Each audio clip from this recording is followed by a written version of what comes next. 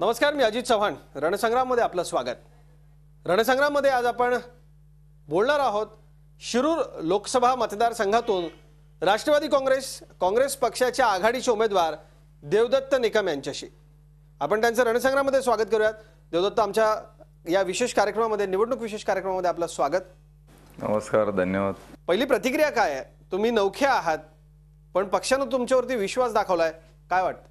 शिरूर लोकसभा मतदारसंघामध्ये राष्ट्रवादी पक्ष काँग्रेस आघाडी याचा उमेदवार कोण असणार हा एक सर्वांना औत्सुक्याचा विषय होता की पवारसाहेब काय निर्णय घेतात, कोणाला उमेदवार देणार. कारण समोरच्या बाजूने उमेदवार सांगत होता की माझ्यासमोर लढायला कोणी उमेदवार त्या ठिकाणी नाही. हे आदरणीय पवारसाहेब यांनी बारकाईने या मतदारसंघामध्ये गेले 6-7 महिने सामान्य कार्यकर्त्यापासून शेतकऱ्यांपासून विविध घटकातील लोकांशी चर्चा त्या ठिकाणी केली. पवारसाहेबांनी सांगितलं की या वेळचा उमेदवार आपला कुणी आमदार असणार नाही, कुठला मंत्री असणार नाही, आपला उमेदवार हा सामान्य शेतकऱ्याचा मुलगा त्या ठिकाणी असणार. आणि देवदत्त निकम या नावाची घोषणा किल्ले शिवनेरीवरून झाली. ऐतिहासिक दिवस की ज्या छत्रपती शिवरायांनी जनतेचं राज्य केलं, रयतेचं राज्य केलं, गोरगरिबांचं केलं, दीनदलितांचं केलं, महिलांसाठी संरक्षण देण्याचं काम छत्रपती शिवरायांनी केलं, त्या दिवशी माझ्या नावाची घोषणा झाली. आणि ऐतिहासिक दिनी एक युगपुरुषाच्या जयंती या दिवशी ज्यावेळी घोषणा झाली त्या दिवशी माझा विजय निश्चित आहे. कसा प्रवास होता तुमचा आजपर्यंतचा? एका साखर कारखान्याचे तुम्ही अध्यक्ष म्हणून गेली 8-9 वर्ष काम पाहताय. देवदत्त निकम एक अतिशय लहान गावातला, माझ्या गावाची आज देखील लोकसंख्या 1600 लोक वस्ती, 1100 मतदानाचं गाव. माझ्यासारखा कार्यकर्ता आज तुम्ही या ठिकाणी, मी लोकसभेचा उमेदवार म्हणून तुम्ही माझी मुलाखत या ठिकाणी घेत आहेत, परंतु मला देखील या ठिकाणी सांगितलं पाहिजे. एक सांप्रदायिक वारसा असणारं आमचं कुटुंब आज देखील माझ्या घरामध्ये एकत्र कुटुंब पद्धतीनं आणते. आमचे वडील आणि ते चौघे भाऊ, ते चौघे आहेतच, त्याच्यामध्ये आमच्या मावळणीचं कुटुंब, आत्याचं कुटुंब, गेले 90 वर्ष आम्ही एकत्र 50 माणसांचं कुटुंब आहे. एका चुलीवर आमचा स्वयंपाक त्या ठिकाणी चालतो. आजही तुम्ही कधी येऊ शकता, जेवू शकता आमच्या घरात. सगळं असं काम तुम्हाला वाटणार नाही की हे लोकसभेच्या उमेदवाराचं घर आहे म्हणून.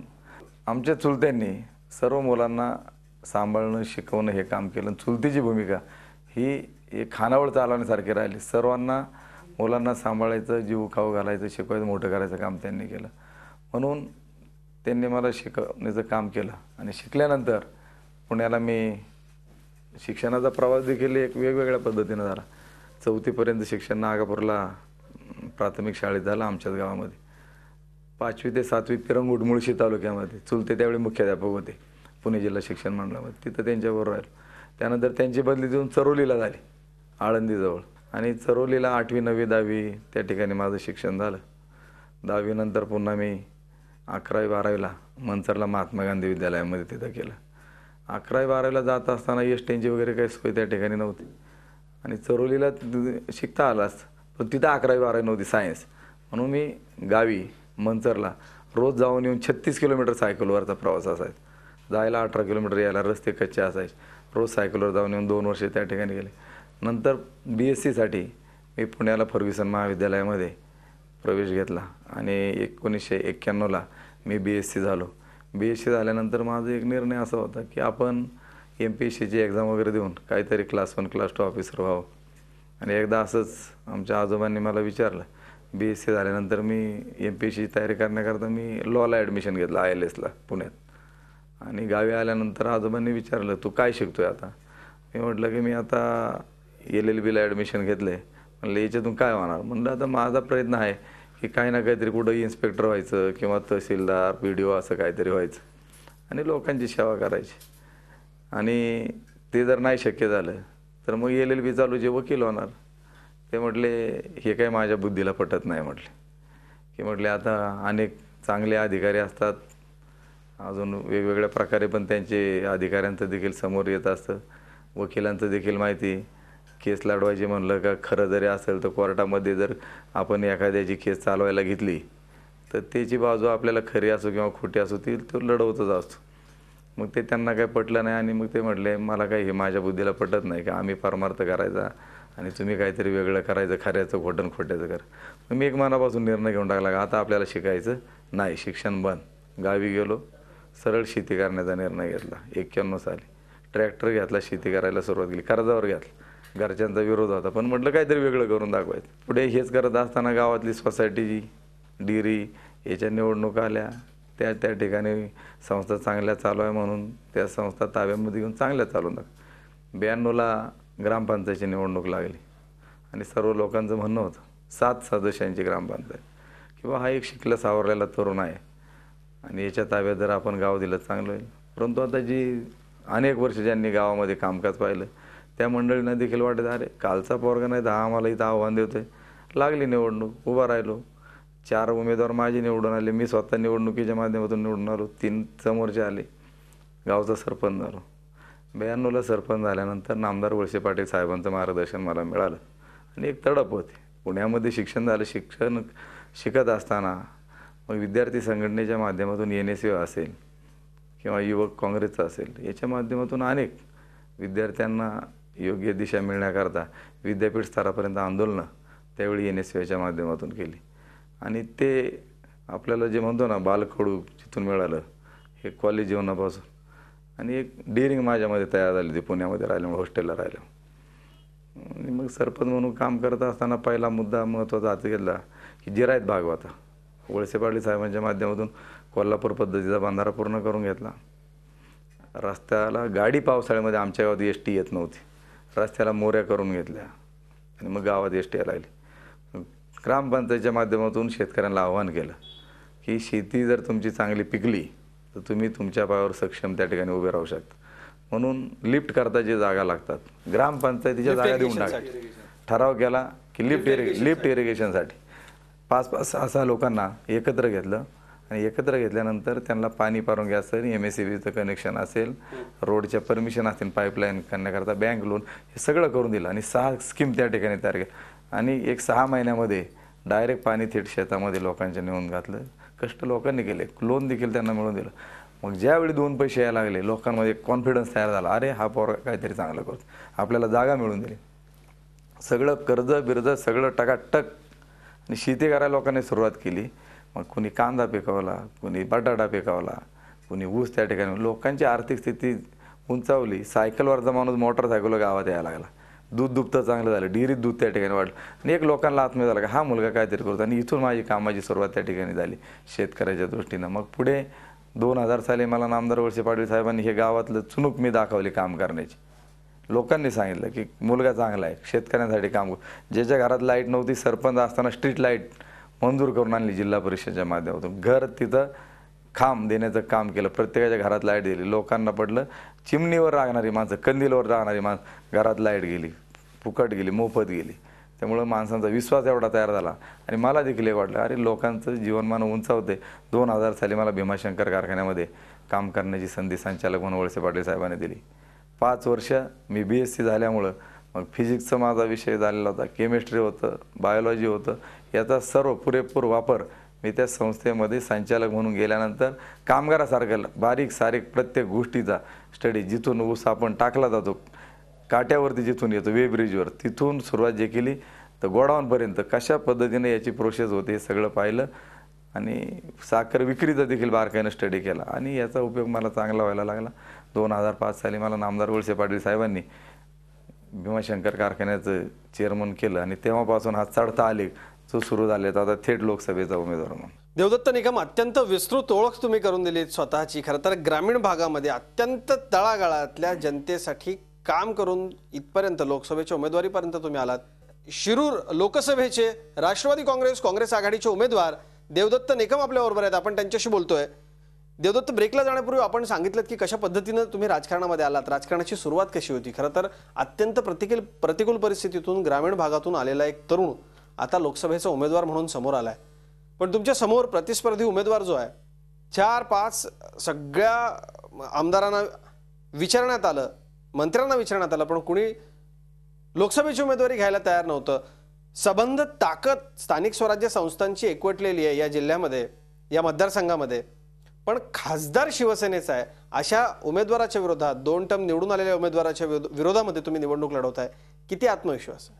मला 7-8 महिन्यापूर्वी सुप्रियाताई सुळेंनी पक्षाचा निसर्ग मंगल कार्यालयामध्ये मेळावा घेतला होता आणि प्रत्येक तालुकावाईज कार्यकर्त्यांची मनं त्यांनी जाणून घेण्यात की शिरूर लोकसभा मतदारसंघामध्ये आपल्याला ही जागा जिंकायची, काय करावं लागेल. मग प्रत्येकाने सांगितलं यांना उमेदवारी द्या, त्यांना उमेदवार, ज्याने त्यांनी आपलं मत त्या ठिकाणी मांडलं. सुप्रियाताईंनं मला विचारलं की तुमच्यापैकी कुणीच माणूस निवडणूक लढवायला तयार नाही, समोरचा माणूस एवढा मोठा आहे, तुमच्यात कुणी माणूस नाही का लढवायला. मला ते दम निघाला नाही, कारण माझा जो आत्मविश्वास होता पहिल्यापासून तुम्हाला ठाम त्या ठिकाणी, आणि प्रत्येक वेळी मी ज्या ठिकाणी काम करायला सुरुवात केली आत्मविश्वास, पूर्ण आत्मविश्वास, अभ्यास करून मी उठून सांगितलं सुप्रियाताईंना, म्हटलं ताई तुमचं म्हणणं जर असेल तर देवदत्त निकम शिरूर लोकसभा मतदारसंघामधून निवडणूक लढवायला तयार आहे आणि मी निवडून येणार. ते म्हटले कसं काय. मी सांगितलं त्यांना की म्हटलं आज जे खासदार आहेत त्यांची काय ओळख होती. नामदार वळसे पाटील साहेबांनी यांना भीमाशंकर कारखान्यामध्ये संचालक म्हणून घेतलं, चेअरमन केलं. 4 वर्ष म्हटलं ते चेअरमन होते. म्हटलं मला 5 वर्ष मी संचालक म्हणून काम केलं भीमाशंकरमध्ये, आणि 2005 पासून तर आत्तापर्यंत सलग 9 वर्ष मी भीमाशंकर कारखान्याचा चेअरमन आहे. म्हटलं त्यांनी हा कारखाना 17 कोटीला तोट्यात त्यांच्या काळामध्ये गेला. आम्ही हा तोट्यातला कारखाना 3 वर्षामध्ये नफ्यामध्ये आणला. नुसता नफ्यात आणला नाही, या कारखान्याला राज्याचे आणि देश पातळीवरचे 9 वर्षात 11 पारितोषिके मिळाली. 1 नंबरचा भाव देण्याचं काम त्या ठिकाणी केलं. म्हटलं मी सामान्य माणूस, शेतकरी, म्हटलं माझ्याकडं निवडणूक लढवण्याकरता माझ्याकडं पैसे नाहीत, आणि मला जर नामदार वळसे पाटील साहेब म्हणले तू उभा राहा, तर म्हणलं हा शेतकऱ्याचा मुलगा लढायला तयार आहे, खर्च तुम्ही करायचा, निवडणूक मी जिंकून दाखवणार. आणि आज ही परिस्थिती तुम्ही कुठेही बारकाईने सर्वे करा की आज पूर्णपणे या मतदारसंघामध्ये परिवर्तन झालेलं आहे, आणि 100% मी या निवडणुकीमध्ये सामान्य जनतेच्या जोरावरती सर्व नेते मंडळी एक जिद्दीनं सगळे एकत्र आले. मग काँग्रेस असेल, राष्ट्रवादी असेल, आमचा मित्रपक्ष याचे RPIचे, हे सगळे एकत्र, प्राध्यापक जोगेंद्र कावड, हे सगळे एकवटून चौमाने कामाला लोकांमध्ये, जनतेमध्ये एक नवचैतन्य, एक नवीन चेहरा जनतेच्या समोर आला की 14 वर्ष सहकारी साखर कारखानदारीमध्ये हा युवक ज्या पद्धतीनं काम करतो, एक सक्षम आहेत, राज्यामध्ये 1 नंबरचा बाजारभाव देण्याचं काम त्या ठिकाणी केलं. तोट्यातला 19 मेगावॅट वीज प्रकल्प सुरू केला, 1 वर्षामध्ये सुरू केला नामदार वळसे पाटील साहेबांच्या मार्गदर्शनाखाली. आणि त्यामुळं पूर्ण खात्री जनतेला देखील विश्वास का आज ह्यावेळी कुठल्याही परिस्थितीत देवदत्त निकम हे शिरूर लोकसभा मतदारसंघामध्ये निवडून येणार म्हणजे येणार.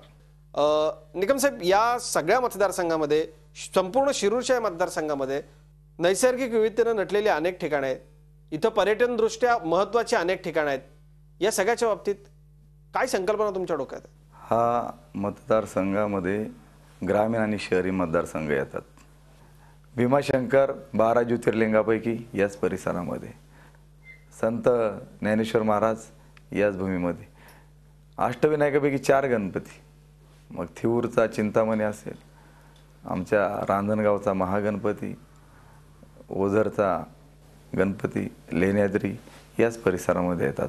अशी धार्मिक स्थळे यावं. हुतात्म्यांची भूमी राजगुरू याच भूमीमधले, बाबूगेनू याच भूमीमधले, ऐतिहासिक याच्यामध्ये बाजीराव मस्तानी पाबळ याच परिसरामध्ये, असे हा परिसर आहे. आणि या परिसरामध्ये जो डोंगरी भाग आहे त्या ठिकाणी आम्हाला इंडस्ट्री होत नसेल तर या ठिकाणी हा परिसर पर्यटनाच्या दृष्टीनं, धार्मिकच्या दृष्टीनं जर जोडायचा असेल तर रस्त्यांचं नेटवर्क होणं अत्यंत महत्त्वाचं. केंद्राच्या माध्यमातून हे रस्ते 4पदरी झाले पाहिजे, 6पदरी झाले पाहिजे, यासाठी प्रयत्न. कारण चाकणसारखी ही हब आहे एक प्रकारचं, MIDC जी चाकण जे जगामधली ॲटोमोबाईल क्षेत्रातली असली कुठली कंपनी नाही की ती ह्या चाकण परिसरामध्ये नाहीत, परंतु त्यांना या परिसरामध्ये जे रस्ते पाहिजेत ते रस्त्यांची डेव्हलपमेंट या ठिकाणी झाली नाही. कारण आजपर्यंत कुठलाही प्रकल्प करायचा असेल, आता मला सांगा, आम्ही शेतकरी ऊस पिकवतो, आम्हाला पाणी आलं, कुठून आलं पाणी? कुठंतरी आमच्या आदिवासी भागामध्ये, डोंगरामध्ये धरणं झाली ना, मग ही धरणं होत असताना गावाच्या गाव विस्थापित झाली ना त्या परिसरात, म्हणून आम्ही सुखी झालो. कोणाचं तरी भलं होण्याकरता कोणाला तरी त्याग त्या ठिकाणी करावा लागतो. तसं या परिसरामध्ये पुन्हा नाशिक रेल्वेचा प्रकल्प किती दिवस प्रलंबित आहेत, 10 वर्ष आज जे खासदार आहेत यांना आमचा सवाल आहे का झाला नाही, आणि हा आम्हाला करावा लागेल. 4 पदरी रस्ते राजगुरुनगरपर्यंत आला, इथून सिन्नरपर्यंत का झाला नाही? रस्ता आता करायचा म्हटल्यानंतर ओव्हरब्रिज करायचा का बायपास करायचा, परंतु प्रत्येक ठिकाणी फक्त 2 मतं मिळण्याकरता लोकांची दिशाभूल करणं हे योग्य त्या ठिकाणी नाही. आमचं म्हणणंच असं आहे की जनतेला विश्वासात घेतलं पाहिजे, त्यांच्या अडीअडचणी त्यांना काय मोबदला पाहिजे, प्रश्न चर्चेने बसून त्या ठिकाणी मार्गी लावण्याचं काम केलं पाहिजे. धरणं होत असताना त्या ठिकाणी आंदोलनं झाली, पण चर्चेने विषय मिळले. परंतु यांचं हे का रक्त सांडलं तर चालेल पण हे होऊन देणार, ही भूमिका योग्य नाही. मग विमानतळाचा ही विषय भूमिका विकासाला मारक आहे असं तुम्हाला म्हणायचं आहे? 100%. आज या परिसरामध्ये ते जे 2 तालुके जुन्नर आंबेगाव असेल, शिरूरखेड, का ज्या परिसरामध्ये इथं शेती क्षेत्रामध्ये फळबागा डाळिंब उत्कृष्ट आहे, आमच्याकडे द्राक्ष 1 नंबरचे पिकले जातात, बटाटा चांगला असतो, भाजीपाला चांगले, फुलाचे पॉली हाऊसेस या परिसरामध्ये. मग आम्हाला जर हा शेतीमाल निर्यात जर करायचा असेल तर विमानतळ नको आम्हाला. आज जे लोहगावचं आहे ते एअरफोर्सच त्या परिसरामध्ये आहेत. रेल्वे पाहिजे आम्हाला. आम्ही इथं या परिसरातून पुणे जेवढं जवळ आहे तेवढं मुंबई आम्हाला जवळ आहे, नाशिक जवळ आहे, सर्व शहरं जवळ आहे या परिसरामध्ये.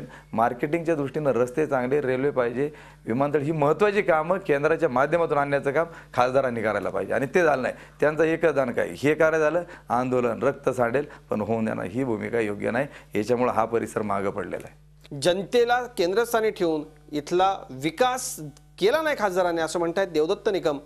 या मुलाखतीच्या पहिल्या भागामध्ये आपण इथेच थांबतोय. ताज्या बातम्यांसाठी पाहत राहा झी 24 तास. रहा एक पाऊल.